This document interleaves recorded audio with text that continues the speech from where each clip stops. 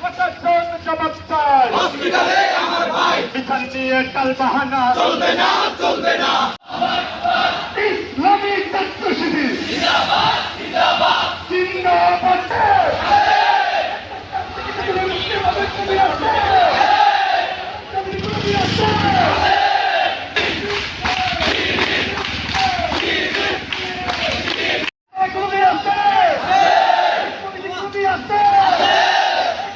বিশ্ববিদ্যালয় শিক্ষার্থী ভাই বোনদের উপর স্থানীয় সন্ত্রাসীদের দ্বারা যে বর্বরোচিত হামলা হয়েছে, সেই হামলার এখনো কোনো সুনির্দিষ্ট বিচার ব্যবস্থা আমরা দেখতে পাচ্ছি না।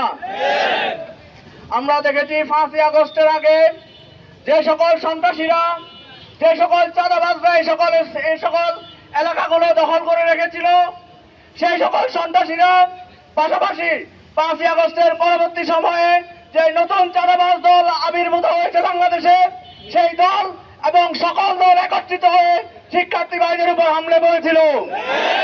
কোন দলই আমাদের শিক্ষার্থীদের পক্ষে দাঁড়ায়নি ওই দিন।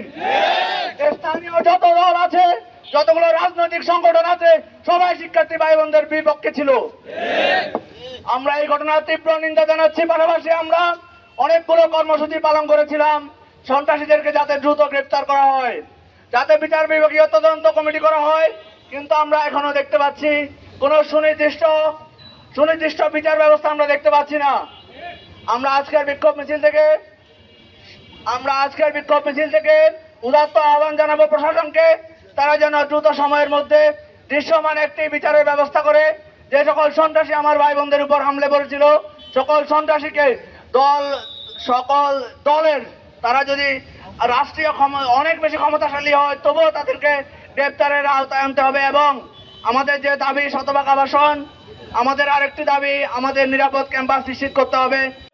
যুদ্ধ করতে আমরা এখানে আসি নাই, কিন্তু আমরা দেখতে পাচ্ছি প্রশাসনের উদাসীনতা, পুলিশ প্রশাসনের উদাসীনতার কারণে কিছুদিন পর পর সন্ত্রাসীদের সাথে আমাদের মুখোমুখি হতে হচ্ছে।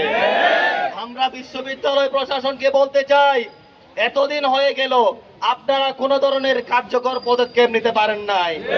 আমি খুব শান্তভাবে বলছি, কিন্তু জোর দিয়ে বলছি আপনারা যদি কোন ধরনের কার্যকর পদক্ষেপ নিতে ব্যর্থ হন, আমরা পদত্যাগও শান্তিমতো করতে দিব না। হুঁশিয়ার হয়ে যান।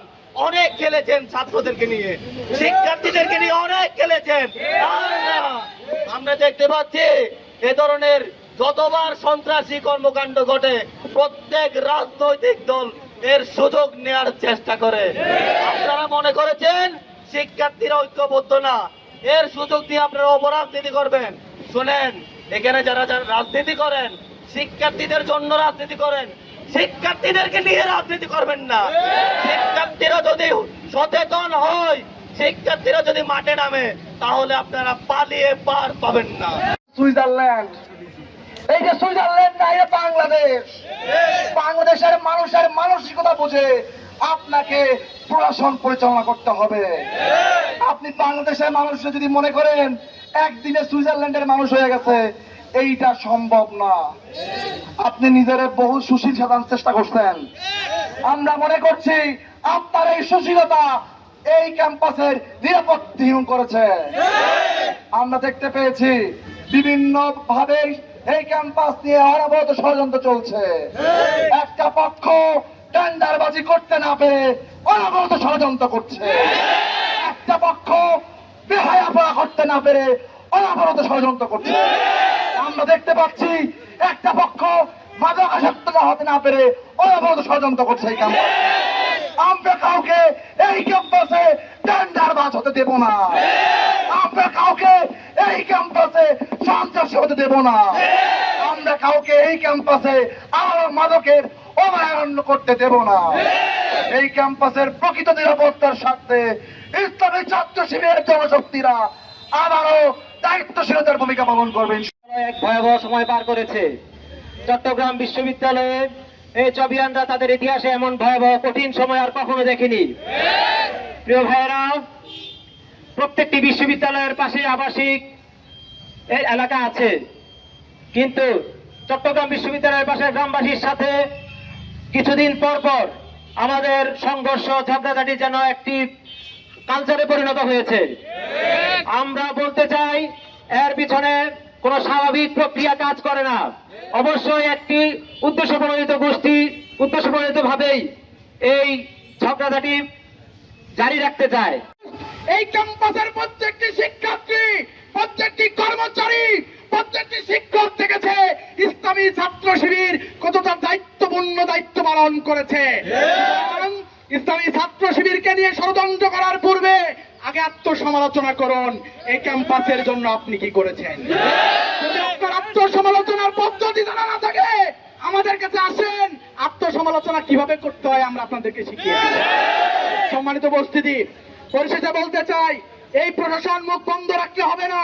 আইন শৃঙ্খলা বাহিনীকে কেবলমাত্র দায় ছাড়া দায়িত্ব পালন করলে হবে না। এই ক্যাম্পাসে যত স্টুডেন্ট রয়েছে, আমাদের ভাই, আমাদের বোন, আমাদের কর্মকর্তা ভাইরা, আমাদের কর্মচারী ভাইরা, তাদের পরিবার, শিক্ষকের পরিবার, সবাইকে অবশ্যই নিরাপদ ক্যাম্পাস নিশ্চিত করার জন্য আমরা আহ্বান জানাচ্ছি। আমরা পরিষ্কার ভাষায় বলতে চাই, যারাই ষড়যন্ত্র করছেন তাদেরকেই বলবো এই ক্যাম্পাস কোন ষড়যন্ত্রকারীদের হাতে আমরা